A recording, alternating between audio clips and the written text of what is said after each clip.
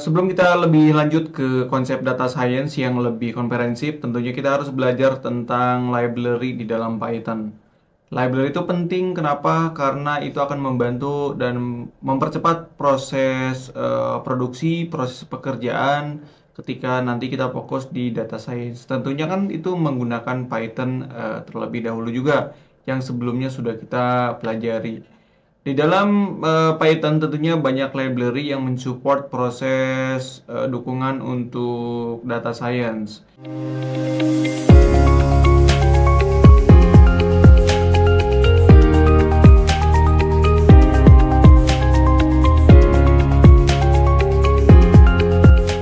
Contoh bagaimana caranya kita bisa membaca file CSV, Excel, atau yang lainnya, tentu pakai library Pandas. Bagaimana kita melakukan visualisasi, tentunya pakai Matplotlib dan Seaborn. Jadi apa itu library? Sebetulnya library itu adalah kumpulan modul dan package di dalam suatu sistem yang tersimpan dan menyediakan fungsionalitas tambahan. Jadi intinya adalah dengan library ini itu dapat membantu menghemat waktu, usaha, dan konsistensi dan keandalan. Ya bayangin kalau kita mau membuat suatu function tertentu untuk membuka file CSV dan yang lainnya. Tentunya itu kan pasti listing code-nya akan panjang. Tapi karena dibantu oleh Pandas, tentunya hanya kita install library Pandas, kemudian kita panggil fungsionalitasnya dan jadilah sistem untuk memanggil file atau dataset CSV atau yang lainnya. Atau kita ingin membuat sebuah visualisasi, tentunya kan agak ribet kalau kita membuat dari nol. Dan kita bisa menggunakannya Matplotlib untuk melakukan pembuatan visualisasi data yang menarik sesuai dengan apa yang kita harapkan. Nah, kita bisa melihat bahwa di dalam suatu library itu kan ada package dan modul. Tapi kalau kita berbicara modul, adalah satuan kode yang dapat diimpor ke dalam program Python. Jadi modul ini dipakai nanti kita panggil untuk bisa melakukan sesuatu untuk proses membantulah ketika kita mau membuat suatu function atau membuat fungsi-fungsi tertentu aja di data science. Nah, sebetulnya kalau kita melihat manfaat yang sangat signifikan ketika kita menggunakan library, ya itu kan tujuannya untuk kemudahan. Contohnya adalah kita dengan menggunakan baris kode pd.write CSV, maka file CSV akan kebuka.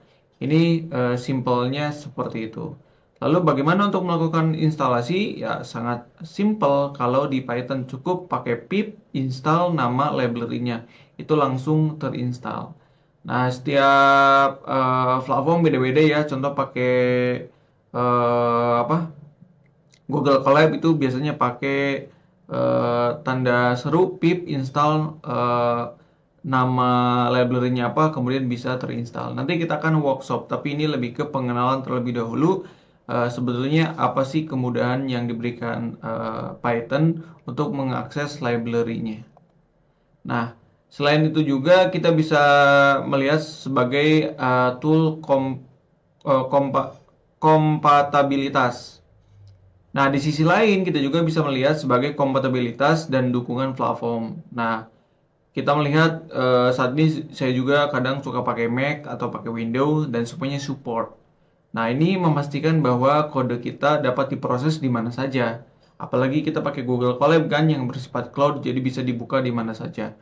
Dan kalau kita melihat library Python memang memiliki ekosistem yang luas. Python memiliki banyak pustaka, jutaan pustaka yang hampir setiap aspek bisa didukung. Contoh untuk proses komputasi, analisis, pembelajaran machine learning, pengembangan web, IoT, dan lain ada. Contoh kita pakai TensorFlow atau pakai Deep Learning. Itu banyak sekali library yang dapat digunakan. Nah, ada beberapa jenis library yang tentunya sangat erat ya dipakai untuk proses komputasi, statistika, dan lain-lain. Ini bisa digunakan salah satunya untuk proses NumPy ini.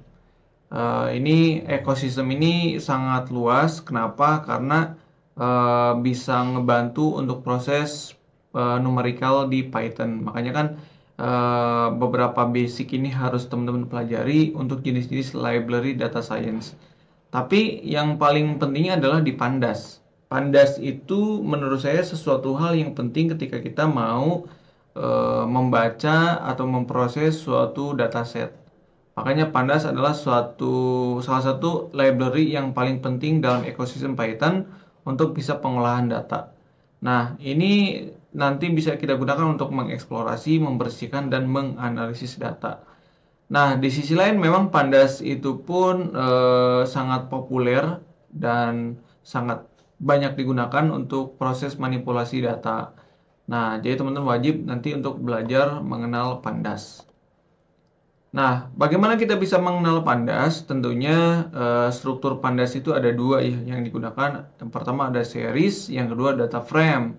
Tapi kalau kita ngomongin dataset yang nanti banyak ya udah kita pakai data frame. Berarti struktur dua dimensi seperti tabel. Jadi mainnya kita tabel. Tapi kalau kita tidak punya dataset berbentuk tabel berarti kita strukturnya bersifat series, yaitu seperti array yang dapat diindeks. Nah, bagaimana install Pandas? Ini pakai pip install Pandas. Ini sangat mudah sekali dan kita langsung ke workshop ya untuk melakukan Pandas. Kita kasih nama di sini sesi.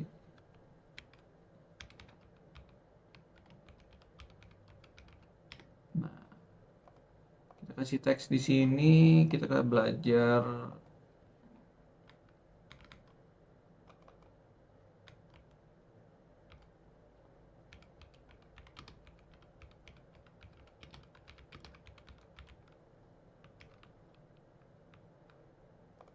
Nah, seperti ini kita mulai dari sesuatu yang sederhana terlebih dahulu.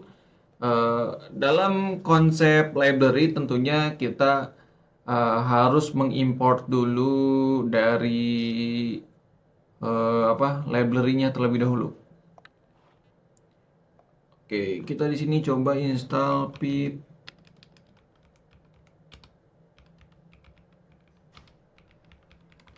Nah, sebetulnya Pandas ya memang sudah terinstall otomatis di Google Colab. Jadi library-library umum sudah terinstall seperti Pandas, Matplotlib atau yang lainnya. Tapi kalau library yang lain ya pasti belum terinstall. Ini memungkinkan kita ya tidak perlu menginstal terkait dengan Pandas karena pasti sudah ada. Nah, kita coba apakah error penulisan seperti ini. Bagaimana kita bisa menuliskan install dari Pandas? Already, jadi memang sudah terinstall. Nah, jadi teman-teman tidak perlu menginstal Pandas lagi. Nah, ditakutkan kenapa Pandas-nya error, ya coba diinstal lagi, di reinstall. Ini ya untuk install. Kemudian kita akan mencoba namanya import. Import Pandas SPD. Nah, kemudian kita di sini, jadi nanti kita juga akan coba ambil data ya dari Google Drive, dari CSP yang tersimpan di Google Drive. Kita masukin di sini google.colab. Nah, di sini ada ya Google.colab. Kemudian di sini nah, kalian banyak sekali pilihannya import. Nah, bisa di sini tulis drive. Nah, seperti ini. Kita pakai dua library ini dulu untuk mengimportnya, kemudian kita tambahkan lagi kodenya. Apa yang akan kita proses di sini? Kita akan mencoba sesuai dengan arahan di sini. Sudah instalasi adalah kita akan coba memanggil dari data frame dataset yang ada lah.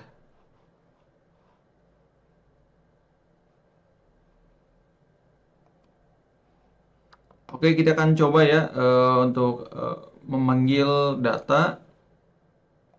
Kita upload dulu. Saya punya data Excel.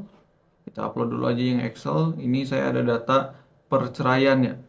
Ada data perceraian, saya rename dulu biar tidak terlalu banyak. Nah, seperti ini teman-teman bisa upload dan datasetnya sudah saya siapkan, teman-teman bisa cek ya. Nah, bagaimana kita bisa membaca dari dataset ini? Kita pakai di sini, kita pakai data per Nah, kita pakai data perceraian, kemudian Excel. Nah, ini sebagai tanda bahwa kita melakukan eh, pembuatan variabel data perceraian Excel. Ini pakai underscore semuanya ya. Kemudian di sini kita pakai PD red. Nah, apa nama filenya? Data perceraian dot XL SX. Sorry. Nah, seperti ini. Jadi teman-teman bisa lihat ya. Dan kalau kita melihat file dari Excel kan ada sheet 1, sheet 2 dan seterusnya. Jadi kita wajib memasukkan di sini sheet. Entah itu sheet name atau yang lainnya itu sesuai dengan apa yang ada di file teman-teman saat ini. Contoh kalau saya saat ini lihat ya, udah aja kita kasih di sini sheet name. Sheet name-nya apa dimasukkan. Di sini datanya kalau nggak salah saya tadi datanya data. Jadi teman-teman cek dulu buka datasetnya sheet name-nya apa. Nah, kemudian kita di sini koma pakai header, kita isikan 0. Nah, seperti ini ya. Nah, kemudian kita juga akan coba memanggil data-data yang ada di dataset tersebut. Kita panggil lagi data perceraian Excel. Nah, di sini mudah, cukup pakai head. Nah, head itu adalah untuk munculkan data. Nah, di dalam ini mau munculin berapa? Cukup 3 aja, jangan ribet-ribet. Coba kita running.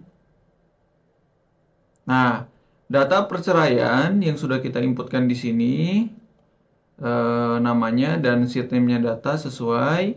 Kemudian kita cuma munculin 3 dataset, maka yang muncul adalah 3. Nah, ini dataset data perceraian ya yang saya ambil dari Open Data Jabar ya sebagai sampel untuk kita memproses library data science. Ini sampel menggunakan Pandas di Python.